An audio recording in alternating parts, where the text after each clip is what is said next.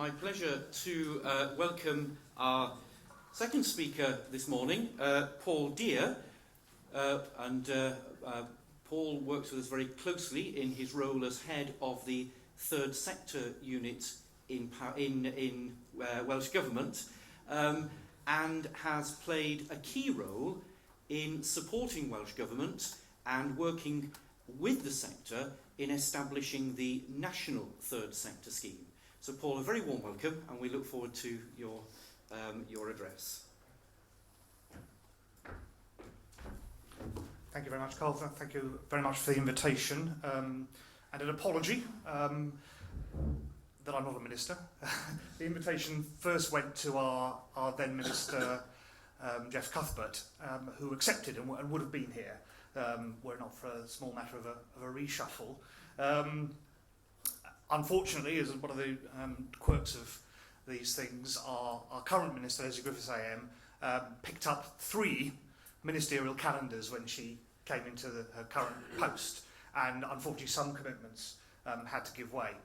And I do bring her greetings and apologies she wasn't able to fulfil that particular commitment, and it's always slightly daunting to know that you're a very second best, but I'll do my best in the circumstances. Very grateful for the invitation to Welsh Government to speak on this important issue. We were genuinely very pleased when we heard that the theme of the conference was going to be about a local third sector scheme. Hope, expectation around the development of those, yes, is very much so. Can I also say hello? I'm not quite sure where I should be looking for this. There's a camera there, I'm guessing, to colleagues in Carmarthenshire, Ceredigion and Pembrokeshire. Very positive to see the way this has been set up today. A little bit daunting technologically to know what questions they're all sort of busily typing into their computers as I speak, but dare say we'll find out as we go along. But certainly very much welcome the initiative to look at this on a regional basis and to share thoughts from different parts of the country. When Carl started with Hard Times, I did wonder whether I could sort of do a bit of tweaking myself and follow on the sort of Dickens theme. Great Expectations seemed to have some possibilities, was probably a bit of a hostage to fortune. Having just come here from a government building, I thought Bleak House was another possibility. But actually, I think the best fit with what I actually want to say is A Tale of Two Cities. Because what I want to talk about is that relationship between what sometimes seem very different worlds, the world of the public sector and the world of the third sector and voluntary organisations.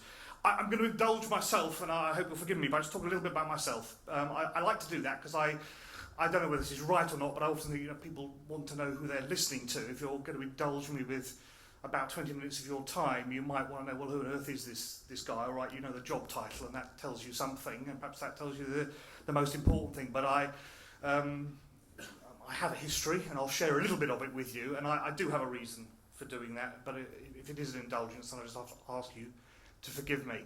I've worked for Welsh Government for just over 8 years now.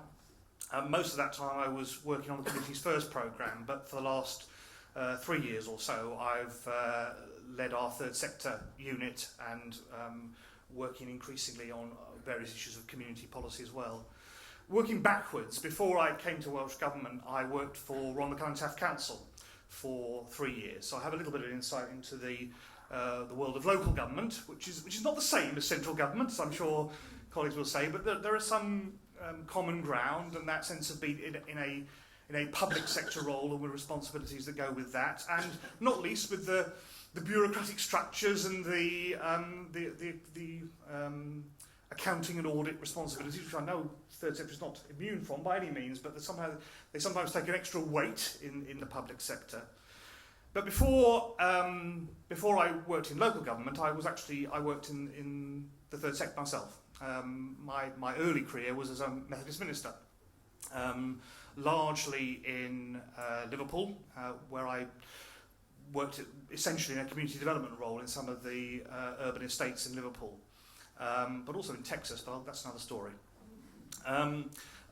When I left the Methodist Church, I went to work for the Voluntary Arts Network, which many of you I hope will know, particularly its Welsh incarnation as Voluntary Arts Wales, My role was actually more in England, but my role there was in developing third sector organisations in sort of training and development role. So that's a little bit of my history, and I share it just to make the basic point that I've moved between those two worlds of the third sector and the public sector. And I know that's true of many of us, be true of many of us here. Martin's a pretty good example of somebody, I think, who moves between those two worlds, but there are many others, I'm sure, here too. But it's also true that throughout my life, I've met people, very good people, who've lived and spent their working lives in particular in one of those worlds or another, and sometimes in a more constrained version of the world. So many people spend their working lives in local government, in their local authority, or as a civil servant. I have many colleagues now who joined the civil service when they left school and are still there in their 30s, 40s, 50s, 60s. And it's also true, is it not, that many people who work in the third sector have done so for their working lives. And so I'm not disparaging that in any way. There are many excellent people in all these different organisations and contexts. But I think there is a risk there. And the risk is that we grow up as people who don't really have an understanding of what it is to be in the other bit of the world, or another bit of the world. And actually one could expand the metaphor, and actually if you work your whole life in the police or in the health service, or in one local authority or another local, the world is shaped by that particular organisation that shapes you. And I think there are risks with that, and there's therefore huge advantages to actually expanding our understanding of what it's like to be in another part of the forest and to work in a different sort of context. And just to sort of put a little bit of flesh on that bones before I get to what I really want to say in the last few minutes. I'm very conscious working in the public sector. Many of my colleagues who've worked in that world all their lives don't really understand what it's like not to know where your funding and your salary are going to come from next year. Because with all the pressures, there's sort of an expectation that the job will carry on, and that you're unlikely, unless you do something very silly, to lose the job. But similarly, I've known many people working in the third sector who don't really have a sense of what it's like to work under 9, 10, 11 layers of bureaucracy, where everything you say or write or issue has to pass through umpteen pairs of hands on its way to an approval, and also on its way back down to you, and the delays and the frustration that causes. Now, those are just two very, very small snapshots, but they're to serve to illustrate a more fundamental point, which is the value of increasing understanding between different parts of our society and our public and shared life for the benefit of everybody, both working in those different organisations, but also the people which we're all trying to serve. And I firmly believe, and if there's one sort of message I've brought through my rather odd career, it is that actually I'm a great believer in helping to increase understanding between different parts of our society, because we actually are very often all trying to serve the same people to the same ends. And all of that is by way of welcoming the principle of developing a local third sector scheme for Powys and possibly beyond. Carl said we have published a national scheme. We did that in January this year. I have it here, and I'm very grateful to the workshop leaders around the corner who let me borrow their copy. I usually take my glossy copy everywhere I go, but I've left it in the office this morning, so I apologise for that. But I do genuinely take it almost everywhere I go with me. And I hope many of you have seen it, and I hope many of you will take the opportunity today to think about it perhaps a little more detail than you may have had chance to do before. It was the product of a lot of work.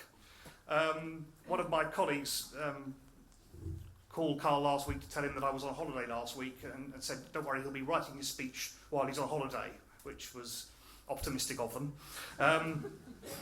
What is more true is that the speech, what I want to say now, has been written over the last 2 years. Because where we are now, where you are now, is the product of the consultation we ran in 2013 about the relationship between Welsh Government and the third sector. The main culmination of that consultation, although there were many different strands to it, but the main product, if you like, was our new third sector scheme. Here it is. And I'll just say a very few words about the 4 or 5 chapters that it contains. So I think it's worth highlighting the content just in outline, and encouraging you, if you will, as a Powys third sector community and beyond, or on a regional basis, to consider not just adopting a third sector scheme for yourselves, but actually thinking about perhaps echoing some of the content and some of the framework within that. So there's an introduction that sets out what we think the third sector is, which is quite an important thing to do, and we can spend the rest of the day just talking about that, I've no doubt, but I'm not going to. And then there is a short chapter which is titled The Relationship Between Welsh Government and the Third Sector, which in the first half really just affirms the importance of that relationship, and we mustn't take it for granted. If we don't keep on affirming how important it is that we work together, then all the pressures that we are constantly under, not least with this sort of economic black cloud that hangs over us all and seems likely to do so for a long time, that always tends to tear us apart. The relationship, as it often is, between funder and funded is never going to be the easy one, but when budgets are being cut, then that strain is greater. So all the more reason to reaffirm the importance of the relationship and to say we are in this together, even with our different roles, even with all those pressures, we want to work together as far as we possibly can to serve a common good. And that chapter also then affirms 4 key underlying principles. And again, there's a talk in each one of these, so I'll just name what they are because they're worth reminding you. They are sustainable development, the Welsh language, equality and diversity, and tackling poverty. Now, you may think, well, you could add to that list with all sorts of cross-cutting things, and you could, but we didn't, because we actually think those 4 are crucially important. I'll repeat them. I won't do more, but I'll just repeat them because I think, having said what I've said, you can main right on.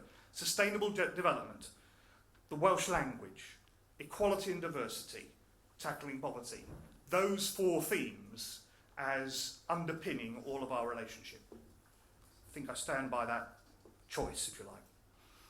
The other chapters, the essentially 3 more chapters in the scheme. The first is about supporting engagement between Welsh Government and the third sector. And we talk in that chapter about things like our Third Sector Partnership Council, which we're actively trying to rejuvenate now. And if you don't know much about it, well, help us to make its work better known. About the crucial pattern of meetings between ministers and the third sector representatives. There's probably no area that was generated more discussion during the consultation than the future of those meetings. I think there was a lot of concern that Welsh Government was retreating from them, and I hope we've been able to reassure you that actually that pattern has continued and if anything strengthened since the consultation ended, and ministers are clearer now that they want those meetings to be focused and outcomes driven, and so they're continuing. We also talk about third sector involvement in policy development and an ongoing process of consultation. It isn't a consultation that happens once and stops, it's a process that goes on. So that structure of engagement is continuing. Chapter 4 of the scheme talks about supporting communities and volunteers. And personally, perhaps you gather from my sort of personal background, there's no chapter that means more to me than the importance. This is what it's all about, it seems to me, at the end of the day. I'm a great believer in communities. I believe in communities of interest. And when I worked for the Voluntary Arts Network, that was all about communities of interest. I believe in virtual communities like the one we have now, represented through cameras and microphones and computers. I once did a lot of work supporting the International Guild of Knot Tiers, believe it or not. I think there are about a dozen of them scattered literally all over the world, but they're a very close-knit fellowship. Well, if that's a community, but it's a bit of an odd one, if I'm honest. But I'm at least equally committed to the principle of geographic community is a place. The place where you live, the place where you work, your neighbours, your friends, the people you like, the people you don't like, but who, in one degree or another, you're stuck with. I'm a great believer in those communities too. And I think, more than anything, those communities in our current sort of fragmented society are under constant threat and peril. And if we don't actively work to sustain those communities, they will go, or at least everything that matters about them will go. Of course, the places will still be there will still be houses, there will still be people living. But without community organisations, without people getting together, without friends doing stuff together who would never think of themselves as third sector or voluntary organisations, but who are, nevertheless, because they are the lifeblood of those communities, then we will be hugely impoverished. And I greatly believe we need to actively work to sustain that sense of community, because it does come under pressure all the time from legislation, from financial pressures, from a world of change. So that is very much what I think this whole relationship is about. It's about supporting communities and not least supporting volunteers. Individuals, groups, people who think of themselves as volunteers and people who don't think of themselves as volunteers, all sorts of new ways of volunteering, supporting all of that is very much at the heart of this. And so the final chapter of the main scheme is about supporting structures to allow the third sector to flourish. And we talk there about our key infrastructure organisations, the Wales Council for Voluntary Action, county voluntary councils, volunteer centres, but we also recognise that there is an infrastructure beyond that. There are umbrella bodies, there are networks, there are all sorts of ways in which the third sector is helped to hold together, and where those who need more support are given it by those perhaps with more resources. We, as Welsh Government, value very highly and have affirmed our ongoing commitment to that main integrated third sector infrastructure in Wales, principally WCVA and the CVCs. They don't have anything like that in England anymore. They have something a bit different in Scotland. We think it's valuable. We want to see it strengthen and grow. We're very conscious that it needs to do so now in the light of the Williams Commission on Public Service Governance and Delivery, so there will be changes. The regional agenda is anything but going away, and as my local authority colleagues will know all too well, you know, that the discussions are ongoing on a daily basis now. The third sector will, I don't need to march in tune with that, but we clearly can't ignore it. So we've got to keep those discussions going forward together. So that's a very, very brief outline of what's in the third sector scheme, but not forgetting that what is now an annex. It was formerly a separate document, but there's now an important annex, which is the Code of Practice for funding the third sector. That remains, it's been brought fully up to date. It's now, as I say, it's part of the scheme and it's there in the same document, which I think was a huge step forward. We are actively working for now to take forward not just the scheme itself, but the Code of Practice and embed it in the life of the sector throughout Wales. And we're actively looking at how the principles of the Code of Practice can be picked up by local authorities and by others such as health boards, the police and other funding agencies.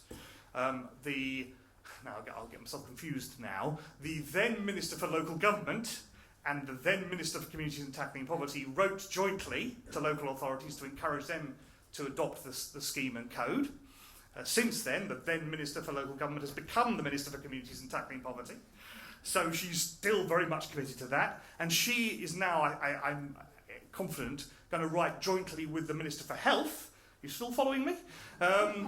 To encourage health boards to do likewise. So the process has not ended, is what I'm saying. It's a process that's ongoing to take the scheme, to encourage its adoption at the local level. And with that in mind, we very much welcome the initiative that this conference represents to consider what that might mean in practice. And we look forward to working with colleagues in seeing that brought to fruition over the next few months, perhaps. So thank you very much for the invitation. I think I'm happy to answer any questions, or at least to try to. But just to end, thank you very much for the invitation and enjoy the rest of the conference.